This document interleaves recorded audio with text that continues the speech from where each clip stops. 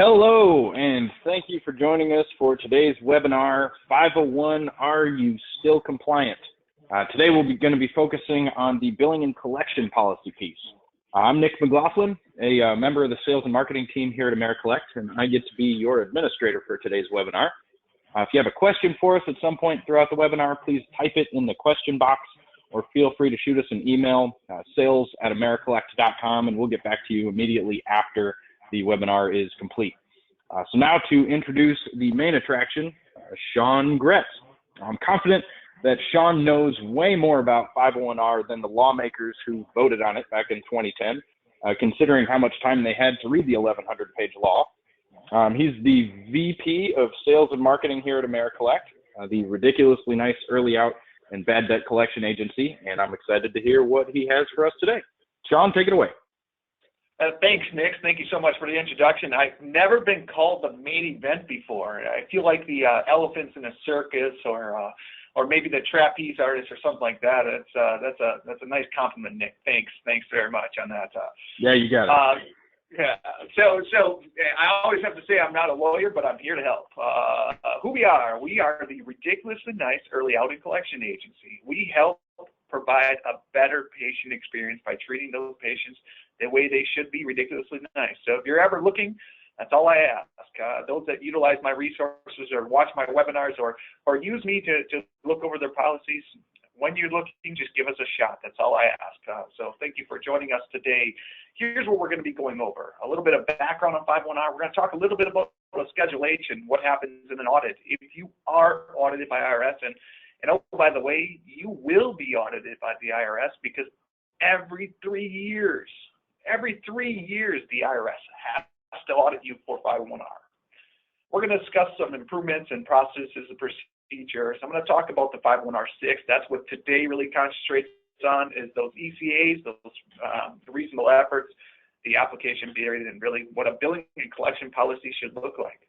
And then finally, we're going to open up for Q&As, and Nick's going to fire them off to me, and I'll try to answer as best as possible. If I don't have an answer, we'll send you an email afterwards if I have to dig. And one of the things that I love about kind of understanding and working in 501R so much is the many relationships that I have developed throughout the entire country of organizations and healthcare organizations.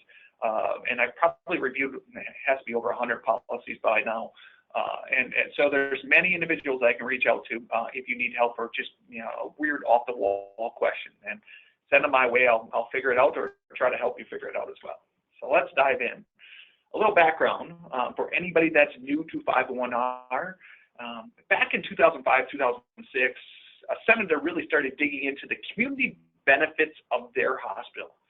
He wasn't happy. He didn't think the hospital should be a not-for-profit.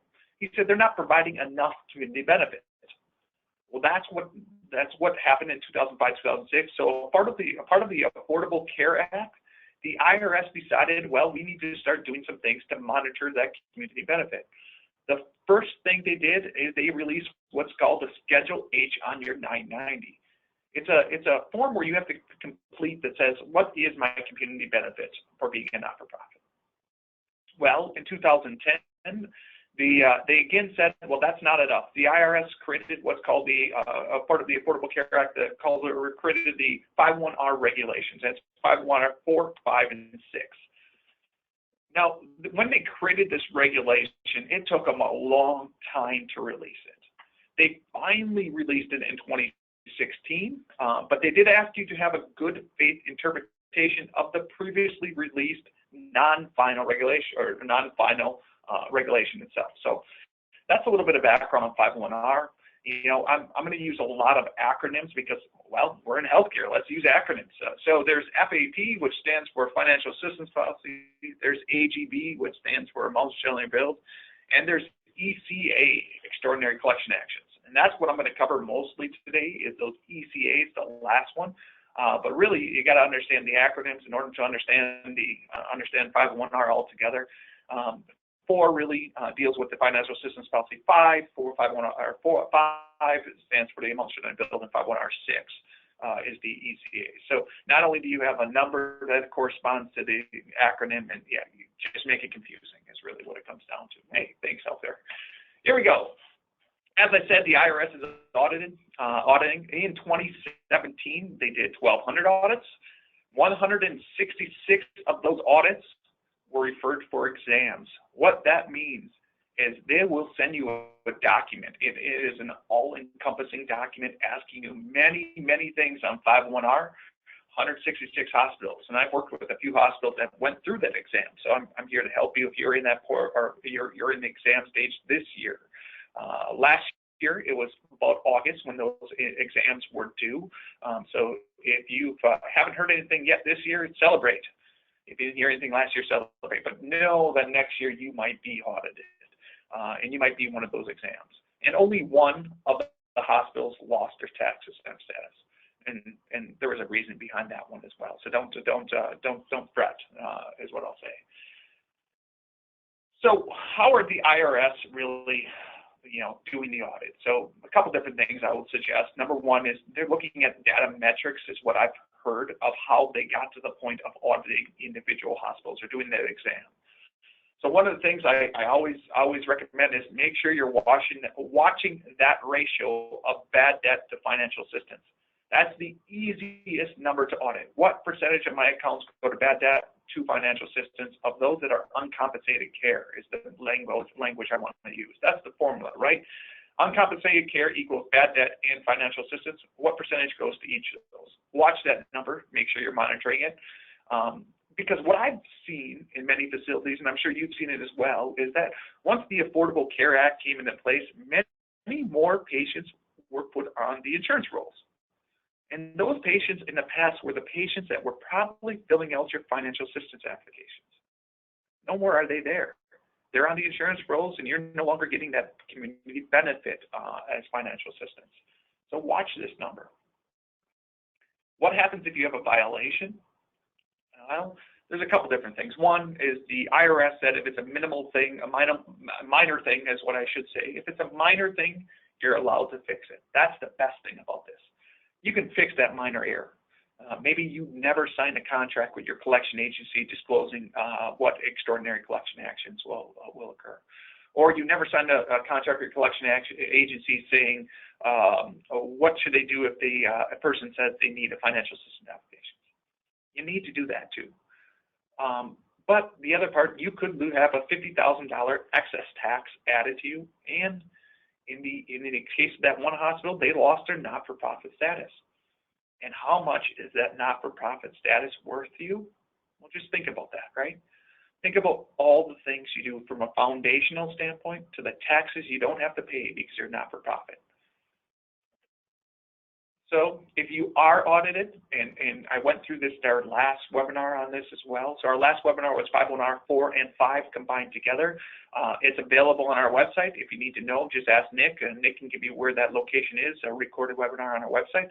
But if you are audited, I'm really going to go through the red ones today. And the red ones are the ones that really pertain to 501R 6, but these are really the questions you'll be asked. So number one, you're going to be asked for evidence of adoption of such board minutes or resolution. That's right. Your financial assistance policy, billing and collection policy, and your EMTALA policy all have to go to the board to be approved. You either need the board minutes showing that approval, or what you're going to need is the board approving someone in your organization to be that pivotal person to make that approval of that organization, of those policies. You're going to need the exact website page for all those documents, your financial assistance application, your financial assistance policy, your EMTALA, and your billing and collections. You're going to need copies of those policies submitted. There's more below, but those aren't really tailored to 501R 6.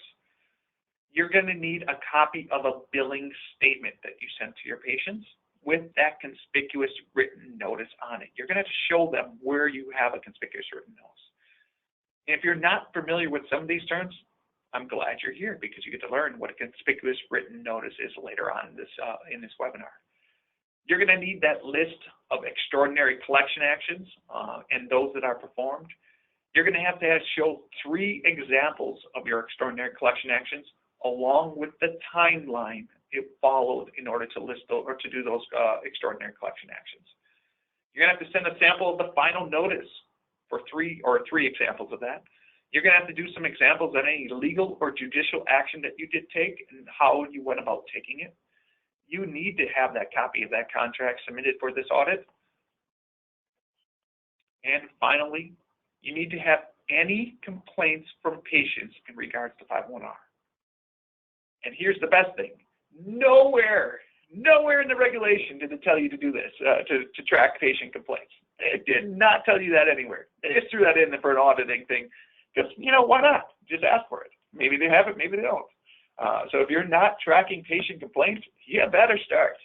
We do it on behalf of all of our clients. We track all the complaints that go into our offices as well because of this regulation. So, all right, ready? Here's where I'm going to help with this. I want to make sure any non-compliant hospital makes the correction now so that when they are audited, we're here to help, or you're fixing it now. Let's dive into 501R6 and the extraordinary collection actions. So what does extraordinary collection actions mean? It's this simple sentence. It says that a hospital may not engage in extraordinary collection actions before an organization has made a reasonable effort to determine whether an individual is eligible for financial assistance. Two things there, right? There are two things in red. Extraordinary collection actions, we're going to self-define those, and I'm going to dive into those a little more. And the second thing is that reasonable efforts. And I'm going to talk about that a little bit more, what it means to do a reasonable efforts. So let's start with that first one. Let's start with extraordinary collection actions. What does that mean? Number one, if you let your collection agencies report to the credit bureau, and I actually just had a hospital ask me yesterday what percentage of your clients, and we represent close to 100 hospitals, and 94% of our hospitals allow us to report to the credit bureau. And I know some of the organizations out there is like, well, we don't do that. And that's okay. Some hospitals don't want to report to the credit bureau. But if you do report to the credit bureau, it is considered an extraordinary collection actions. Number two, any legal or judicial process that you take on the patient and only the patient. So if you're filing a lien for an accident, that does not count. It's only those that go against the patient themselves. Any legal or judicial process. Majority of the time, it's taking the patient to court. Anybody that's gainfully employed and has the means to pay, it's a good idea to take them to court and try to garnish their wages.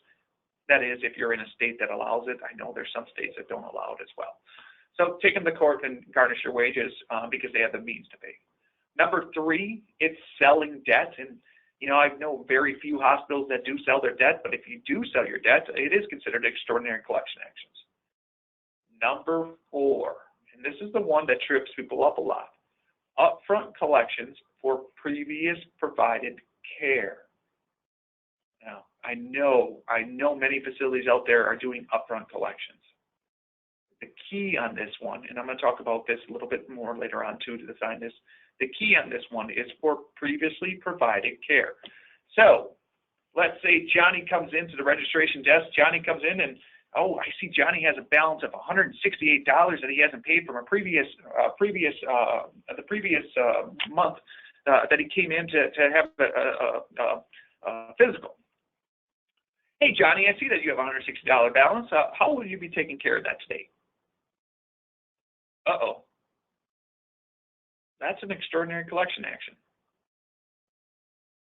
But if Johnny comes in for a procedure that's being done today and say, it looks like you owe us a $20 copay, co-insurance, whatever it is, for today's services, great, that's perfect.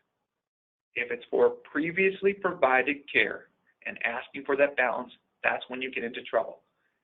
At that point, if you do allow your team to do that, and your registration team, they have to immediately offer financial assistance and help the patient complete the application.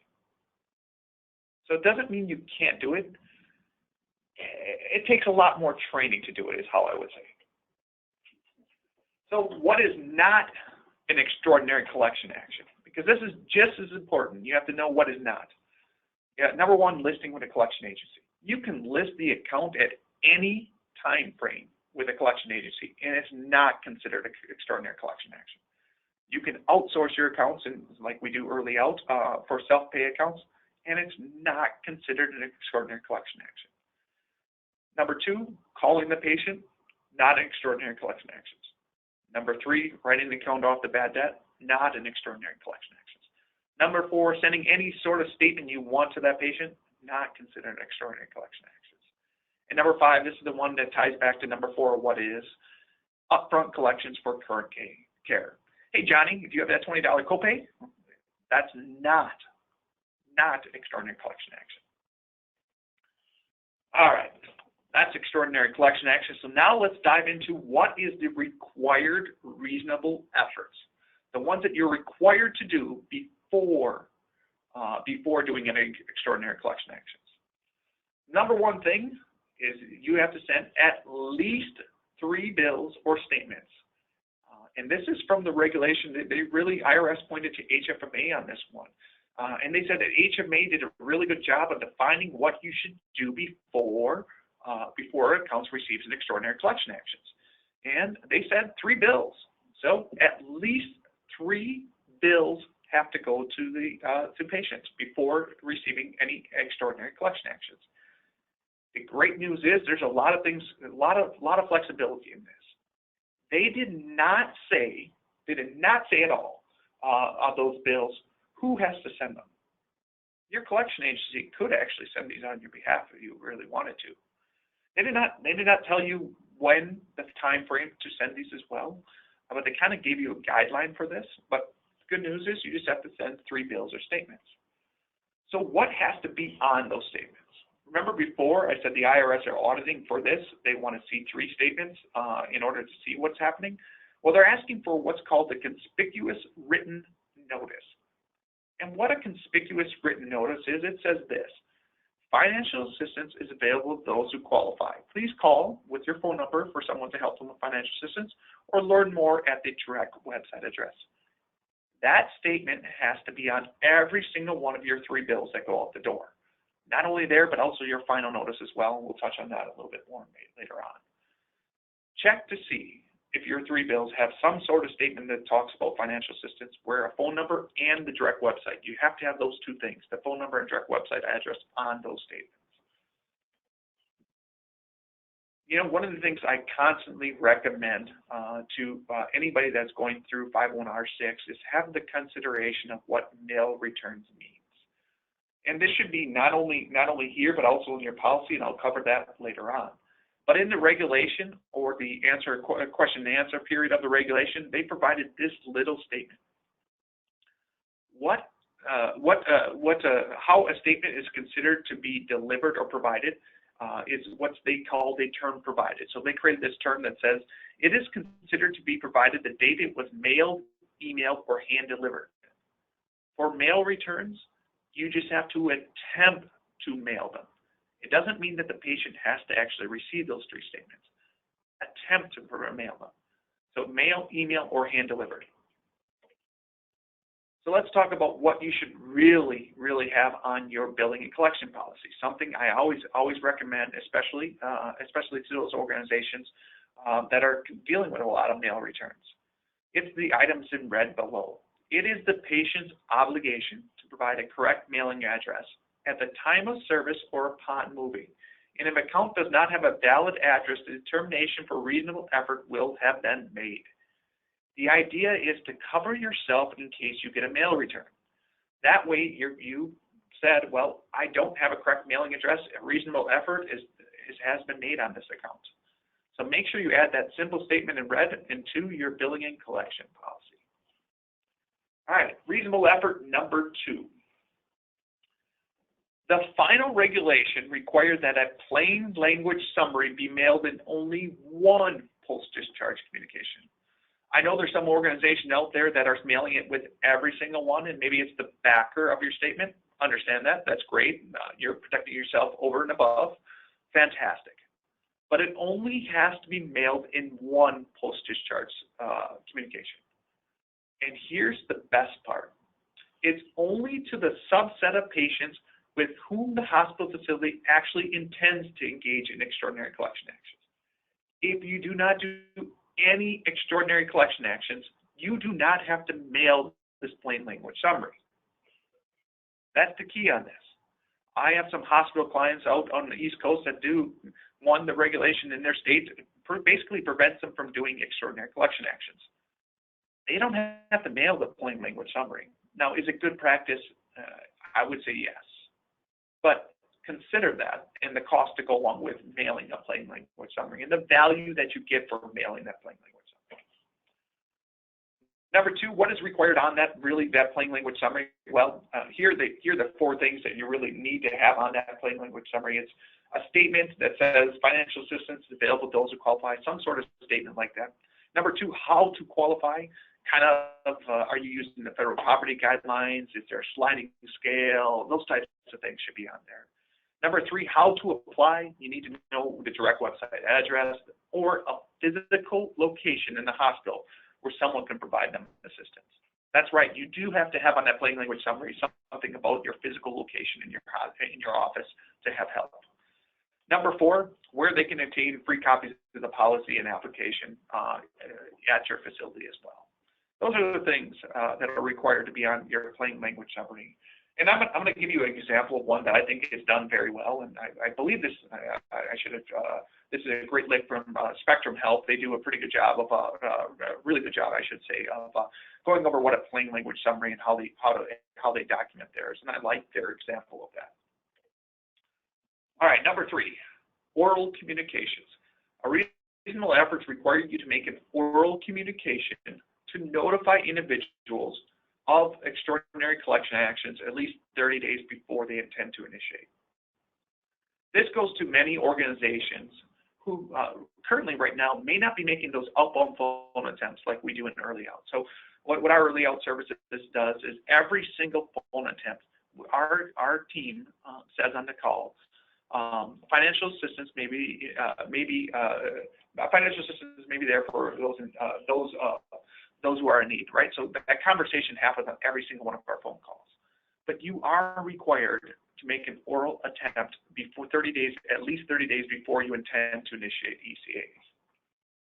And again, on this one, the IRS did a really good job of at least having the conversation of saying, you got to attempt one. You don't have to communicate. You really don't have to speak with the individual, just attempt it. Because it's hard enough to get individuals to fill the application. It's hard enough to get them to pick up the phone. You don't have to communicate with them to get it.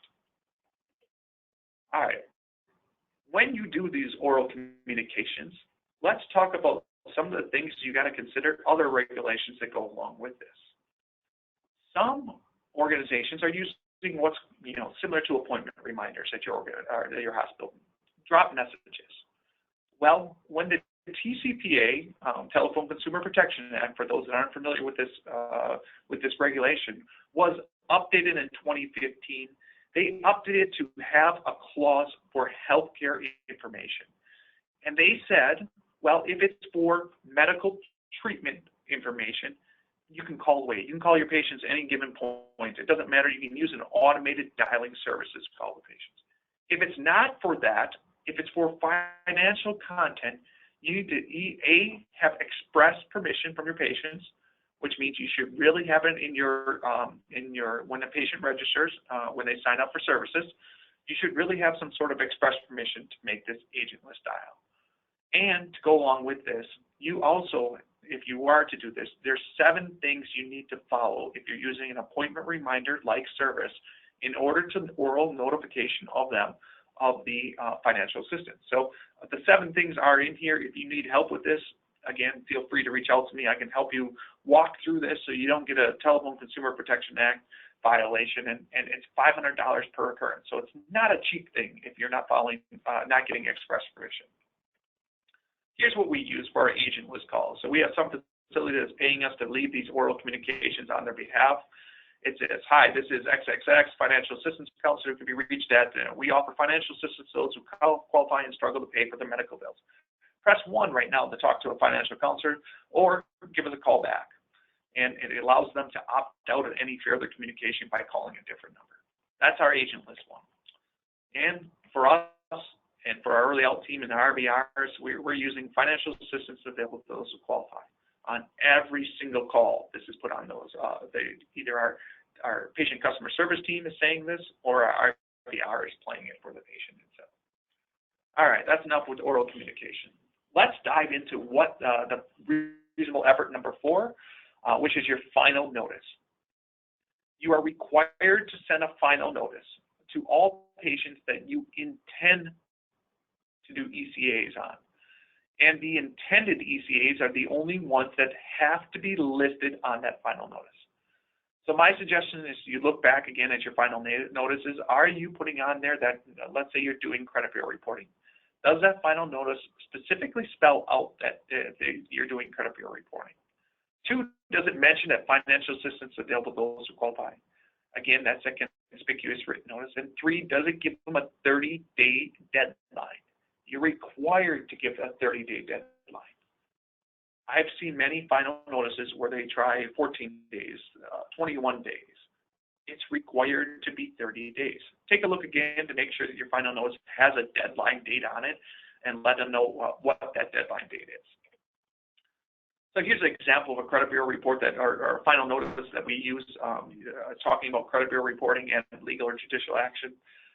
So the items in red is really what we're saying as we intend for our collection agency partner at their discretion and with our approval to engage in the following extraordinary collection actions by the date listed on the reverse side of the notice, including but not limited to.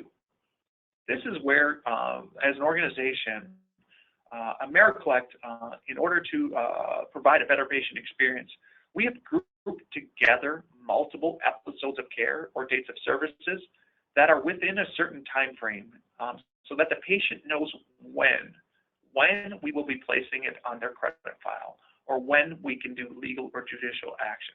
It doesn't mean that we will, it just means that we have the capability to do it and by what date. So this is how we do it with multiple episodes of care. And there's other ways to do it as well if you want to send it independently based upon those episodes of care as well. All right, those are the reasonable efforts. It's cumbersome to get all those completed. One of the ones that I did not add in there, but is still required in a sense, is that every single one of your patients, either at admission or discharge, needs to be offered a plain language summary. So if I walked into one of your facilities right now and I registered for services, would they say to me, would you like a copy of our financial assistance, or copy or information on our financial assistance? That should be set on every single one of those admissions or discharge. All right, so let's dive into the only timeline, the requirement that was put in the 501R regulation. And this requirement is the application period. I'm seeing it from time and time again that organizations still some of them are not following this application period, because you must accept and process any financial assistance application during 240 days from the date of the first post-discharge billing statement. So you have to take, even if it's at your collection agencies, they have to be aware to offer a financial assistance application to those patients that are shuffling. So I have to ask the question, do you have a defined process to make sure your collection agency is offering this? And do you have a defined process for your team to ensure that even if it's 240 days, they're still accepting that application? Make sure they are. You're required to follow it. Oh, going to the collection agency side of this as well. One of the things they did in the final regulations, they said that a hospital facilities is held accountable for the ECAs that the debt collection agency or debt buyer does. You're accountable for us. I hope that you're working with a partner that understands 501R and is working to make sure those patients receive those financial assistance applications. It's important to you, because I would hate for you to lose your tax exempt status based upon what your collection agencies are doing for you. Understand that. Make sure your collection agencies are really following this regulation on your behalf. So going on with that collection agency conversation, one of the other requirements you have is to have a contract in place, and I talked about this before. Included in that contract, they have to notify if they make a mistake. They really should have that in there as well. in that contract with your collection agency, you really should you should really talk about what happens if who should send the application to the patients, right? So what is the collection agency going to send it on your behalf? Or are you going to send it? You should really disclose what extraordinary collection actions you're utilizing with that collection agency. You should have quite a thorough contract. And if you need a sample of a contract that you should really be using, let me know. Send me an email. My email's on the last page. I can give you a couple different examples of ones as well. All right.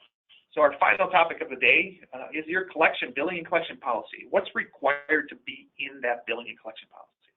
So you got two options, right? So you have the option of putting it with your financial assistance policy, so you can have a combined financial assistance policy and billing and collection policy, or you can have an independent billing and collection policy. 90% or 95% of the organizations that I've seen their billing and collection policies separate the two. They have two distinct policies for each, but you can combine them together as well. Regardless if it's combined together or if you have an independent policy, you need to have these 6 requirements in your billing and collection policy. Number 1, you need to describe the actions the hospital will take on the billing and collection policy. So what are those actions? Are you, as a hospital organization, going to send 3 notices and make 1 phone attempt? That's the answer. That has to be documented in your billing and collection policy. Number 2, you have to describe the action a collection partner may take. Will they do extraordinary collection actions? Will they do what other things besides extraordinary collection actions? The regulation requires to say it's not limited to extraordinary collection actions. Will your collection agency skip trace? Will your collection agency make phone attempts? Will they send emails? Will they send texts? Will they send notices? Those types of things all have to be documented in that billing and collection policy. Number 3, you must describe the time frames that all these events will occur.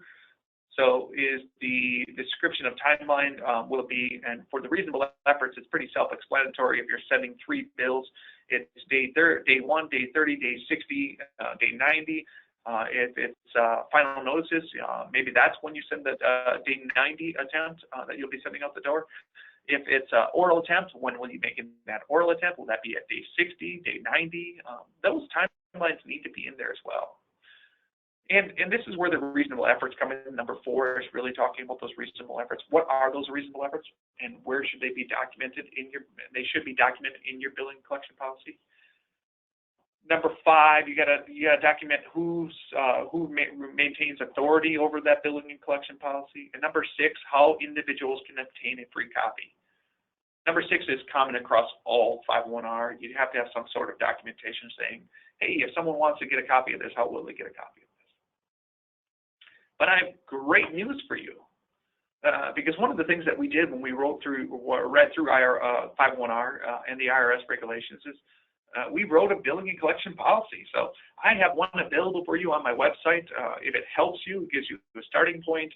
If it gives you the ability to take a look at it and see if you could, if there's suggestions that in our policy that you could have as well, or like I always do, I'm offering up my services free of charge. That's right. You get something. There's nothing free in life. People say, well, yeah, there is. You can have me take a look at your 501R policies if you'd like. I might take some time to get it back to you. I think I have 2 in my inbox right now, but I'll take the time and get it back to you and give you some recommendations on not only 501R for your financial assistance policy, but your billing and collection policy as well. And I hope that helps. So I'm at the Q&A portion of this now. So Nick, are there any questions for me? Yes, we do have 2 questions, John. The first is, what about when a patient calls to ask about a bill or pay a current previous balance, and then you decide to ask that question? Does that count as an ECA? I never even put that into consideration before, because upfront collections, in the most part, means upfront collections when a patient comes in for services, and the idea behind it is you're deferring or denying medically necessary care or emergency care, right? So that's the conversation that comes in. By having that telephone call ahead of time, are you technically deferring or denying care? That's the conversation that comes in. So let's say you're doing a pre-admission call, and the pre-admission call has that conversation.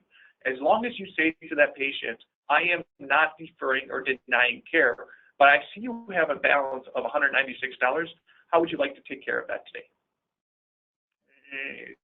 By that, I think you kind of slip through the regulation itself. But if it's in person, that patient could say that you deferred or denied care based upon a previous balance. Sounds good. What about if the accounts are past timely filing limit? This is a question that we get quite often, and we see it more and more as organizations are as patients are not providing that insurance information at the time of service. So it's past timely filing, right? So, well, what does your current billing and collection policy say? And I think that's where I would point back to and say, it depends. It depends what your billing and collection policy says. Does your billing and collection policy have some sort of language in there regarding timely filing, or whose responsibility is to provide that insurance within a timely manner, and what that time frame would be? But what I would suggest is that you write something into your billing and collection policy to cover you on that. I believe in my policy there is some sort of language of what that timely providing insurance at a timely manner is as well. That's what I want. Follow up to that is what if, so not insurance timely filing, what about if it's after the application period from when the account dropped to their balance? So that again points back to your billing and collection policy. The requirement of you to have a timeline in there. Most organizations have that 240 days from the date of the first posted charge statement is the requirement in order to accept applications. Some organizations extend that. I've seen some organizations 365, just personal preference. They wanted to extend it. And I've seen some organizations are silent on that matter, which to me would be one of those auditing things the IRS would ask you for. So going back to your policy, understand what your policy says. If the timeline is in there and it says 240 days, you don't have to accept an application. And actually, my suggestion to you is to follow your policy in regards to that as well. Sounds good. And last question is, can the plain language summary be included with the final notice, or does it have to be included with one of the 3 statements? It can be included in any mailed documentation or mailed anything mailed to the patient. It doesn't have to be included in it can be mailed in the final notice itself. It could be mailed in the 3rd statement alone. It doesn't matter when it's mailed. It just needs to be mailed once. Alrighty, that's all we got. Well, perfect. I thank everyone for joining us today and hope you enjoyed this webinar. There's many more available on our website. And like I said, our services are always there to help you out with 501R, or if you're looking for collections and early out needs. Have a great day, everybody.